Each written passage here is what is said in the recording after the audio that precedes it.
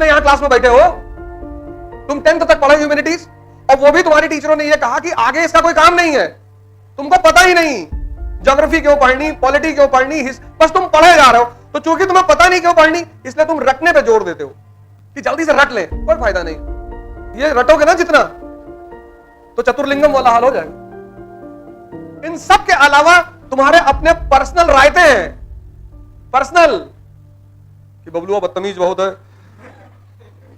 जानबूझ के मेरी साइकिल पे खरोच मार देता है, और पूनम को संजय से बात नहीं करना चाहिए था, गलत बात है, ये जो है बहुत बदतमीज टाइप का लड़का है, वो समझ नहीं रही बेचारी, इनोसेंट है, तुम मना करो उसके साथ चाय पीने ना जाया करे। इतना तो फिक्स चैलेंज है, तो फिक्स है, ये तो कोई हटा ही नहीं सकता। इसके अलावा तुमने कुछ चुनौतियां खरीद रखी हैं खुद से, कि बरेली वाली बुआ मकान में हिस्सा मांग रही हैं। जिस लाल किला को शाहजहां ने बनाया था वो आज भारत सरकार के कब्जे में है, यहां किसी का कुछ भी नहीं है। जब तक जिंदा हो दूसरों का कब्जा करके रखो। तुमने क्यों बना रहे हो, क्यों बुद्धि लगा रहे हो उसमें? भैया सीमेंट ज्यादा डालना, भैया मिट्टी बालू कम रखना, भैया ईंटा ऐसे करो। हमारा एक भाई है कि मजदूर बहुत बदतमीज होते हैं, कहते इनको देखो ना तो ठीक से काम नहीं करते, ज्यादा काम नहीं करते, बीच में भाग जाते हैं। हमने कहा इससे अच्छा मकान खरीद लेते, बना बनाया, उससे भी अच्छा था कब्जा कर लेते। अरे हम अधर्म थोड़ी करेंगे, तुम कर नहीं पाओगे। जो अधर्म करने की स्थिति में है और ना करे वो संत, जो करने की स्थिति में नहीं हो कह रहा मैं नहीं करूंगा वो मूर्ख।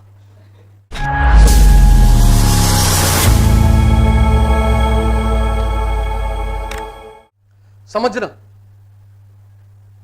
तुमने पढ़ा ही नहीं इस एंगल से कभी। समझना किसको? ह्यूमैनिटीज को। तुमने पढ़ाई की जिंदगी भर साइंस की।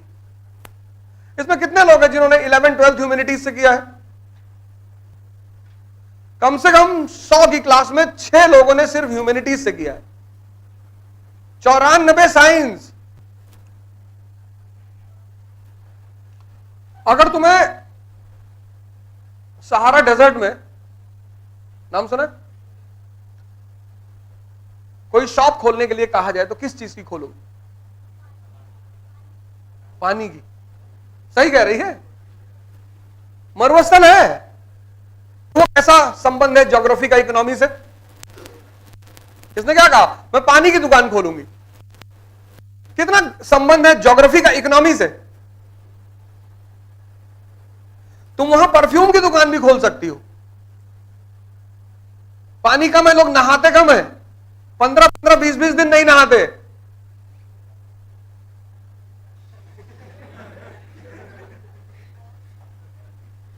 इसलिए इत्र भी इस्लाम में सुन्नत है। इस्लाम वहीं तो पैदा हुआ।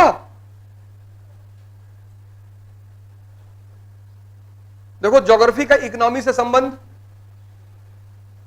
और तुम 94 लोग जितने यहां क्लास में बैठे हो, तुम 10th तक पढ़े ह्यूमैनिटीज, और वो भी तुम्हारी टीचरों ने यह कहा कि आगे इसका कोई काम नहीं है, तुमको पता ही नहीं ज्योग्राफी क्यों पढ़नी, पॉलिटी क्यों पढ़नी, बस तुम पढ़े जा रहे हो। तो चूंकि तुम्हें पता नहीं क्यों पढ़नी, इसलिए तुम रटने पे जोर देते हो कि जल्दी से रट ले, कोई फायदा नहीं। ये रटोगे ना जितना, तो चतुर्लिंगम वाला हाल हो जाएगा। अगर तुम रटे तो वो पूछता ना टीचर व्हाट इज मशीन, रैंचो खड़ा होता है, machine which reduces human effort. कहता मतलब, कहता सर फैन, स्विच बन गया चल रहा। कहता sir chain up and down, up and down.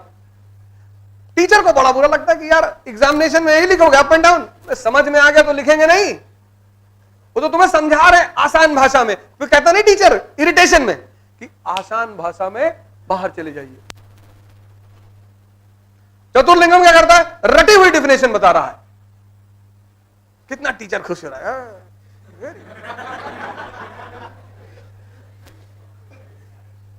जब तुम रटते हो, तनाव में रहते हो, दूसरे को हराना चाहते हो। देखो एग्जाम के टाइम क्या करता है? एग्जाम के टाइम दूसरे बच्चों के कमरों में ब्लू किताबें फेंक रहा है नीचे से कि ये डिस्टर्ब हो जाएंगे, फिर मैं ज्यादा नंबर पा जाऊंगा।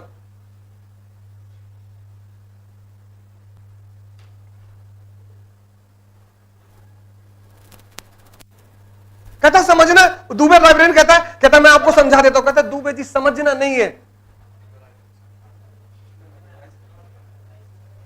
जाता भाषण देने, कहता ये डीन हमारे, इन्होंने बलात्कार में बलात्कार किए।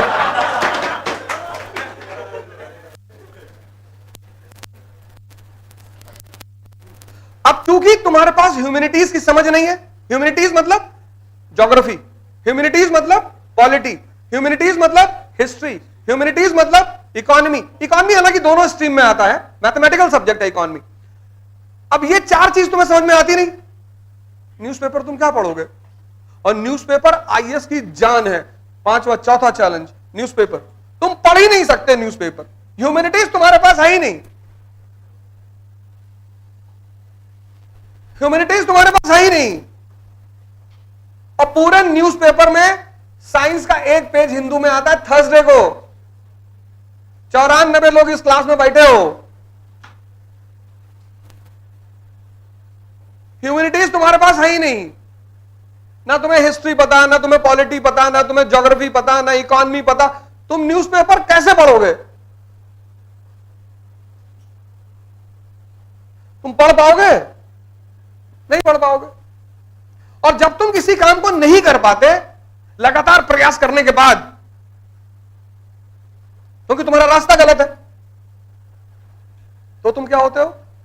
उस चीज से तुम्हें नफरत पैदा हो जाती है। बड़ी अच्छी बात है कि न्यूज आया कहां से, ये बड़ा अच्छा सवाल है। ये डेमोक्रेसी का फोर्थ पिलर है।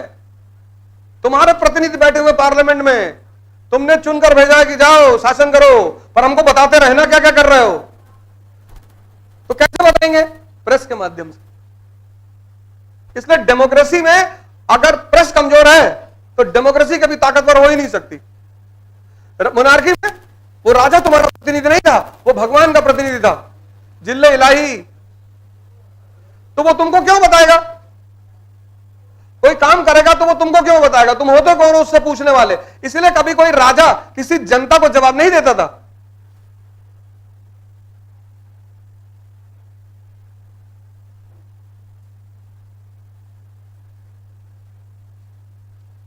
कभी नहीं। लेकिन आज तुम्हारा तंत्र है, हमारा, जनता का, we the people of India. अब ये चार चैलेंज तुम्हारे सामने है। ये अब गौर करना जो मैं कहने जा रहा हूं। इन सब के अलावा, ये तो है ही है, इन सब के अलावा तुम्हारे अपने पर्सनल रायते हैं। पर्सनल कि बबलुआ बदतमीज बहुत है, जानबूझ के मेरी साइकिल पे खरोच मार देता है, और पूनम को संजय से बात नहीं करना चाहिए था, गलत बात है। ये जो है बहुत बदतमीज टाइप का लड़का है, वो समझ नहीं रही, बेचारी इनोसेंट है। तुम मना करो उसके साथ चाय पीने ना जाया करे। तुम सोशल रिफॉर्मर हो। इतना तो फिक्स चैलेंज है, ये तो फिक्स है, ये तो कोई हटा ही नहीं सकता। इसके अलावा तुमने कुछ चुनौतियां खरीद रखी हैं खुद से कि बरेली अली बुआ मकान में हिस्सा मांग रही हैं। मांगने दो। जिस लाल किला को अकबर ने बनवाया था वो आज गवर्नमेंट के कब्जे में है। जिस लाल किला को शाहजहां ने बनाया था वो आज भारत सरकार के कब्जे में है। यहां किसी का कुछ भी नहीं है। जब तक जिंदा हो दूसरों का कब्जा करके रखो। अपना क्यों बना रहे हो? क्यों बुद्धि लगा रहे हो उसमें? भैया सीमेंट ज्यादा डालना, भैया मिट्टी बालू कम रखना, भैया ईंटा ऐसे करो। हमारे एक भाई है मकान बनवा रहे हैं, दिन भर बेचारे खड़े रहते हैं, दिन भर वही खड़े रहते। ठेकेदार नहीं, वो कहते हैं कि मजदूर बहुत बदतमीज होते हैं। कहते हैं इनको देखो ना तो ठीक से काम नहीं करते, ज्यादा काम नहीं करते, बीच में भाग जाते हैं। हमने कहा इससे अच्छा मकान खरीद लेते, बना बनाया, उससे भी अच्छा था कब्जा कर लेते। अरे हम अधर्म थोड़ी करेंगे, तुम कर नहीं पाओगे। जो अधर्म करने की स्थिति में है और ना करे वो संत, जो करने की स्थिति में नहीं हो कह रहा मैं नहीं करूंगा वो मूर्ख। तो कोई रिक्शा वाला तुमसे कहा कि भैया हम कभी गोवा नहीं जाएंगे, तुम जा नहीं पाओगे।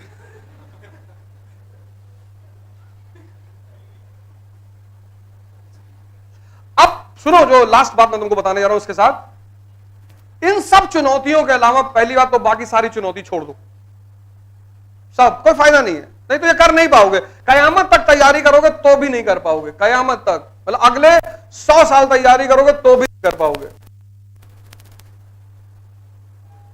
अब इन चुनौतियों से निपटने के दो रास्ते हैं, दोनों सुन लो, वो बहुत इंपॉर्टेंट है। दो रास्ते हैं, दो। पहला रास्ता कि तुम मोटिवेशन पर ध्यान दो। मोटिवेशन यानी नशा, दोनों उतरता है, जैसे उतरेगा फिर पकड़ लोगे मोटिवेशन, और एक दिन ऐसा आ जाएगा कि तुम्हारा मोटिवेशन ही तुम्हारा रोग बन जाएगा, क्योंकि नशे का काम है उतरना।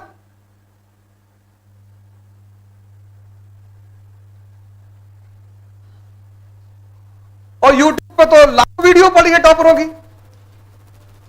तो जैसे नशा उतरेगा तो शराबी जो होता है इसी चीज का शिकार हो जाता है।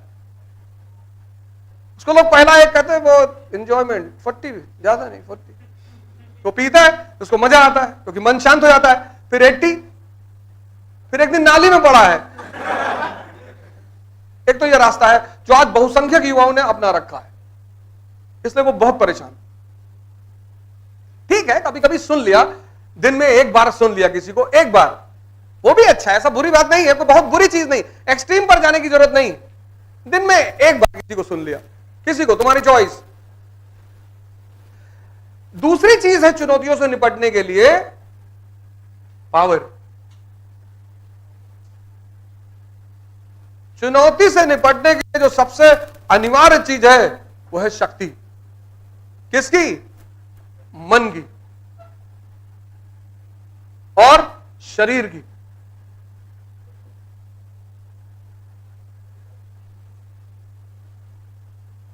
नशा उतर जाएगा, पर अगर तुम्हारा मन शक्तिशाली है तो वो कमजोर नहीं होगा दोबारा। शक्ति उतरती नहीं है तो है, शक्ति छीण हो सकती है, शक्ति का भी नियम है, वो छीण हो सकती है, खत्म हो सकती है, उतरेगा नहीं।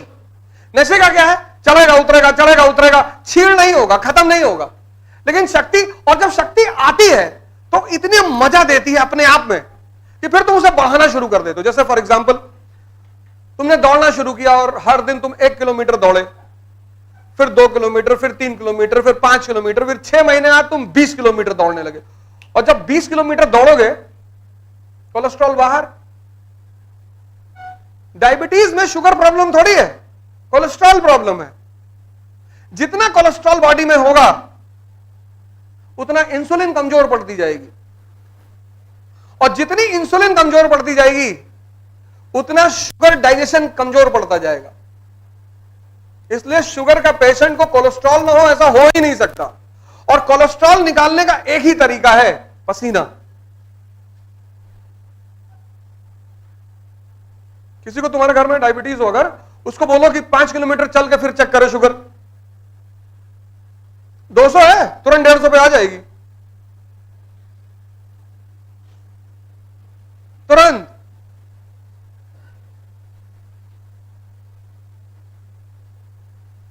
शक्ति अपने आप में एक मजा है, और सिर्फ मजा नहीं है।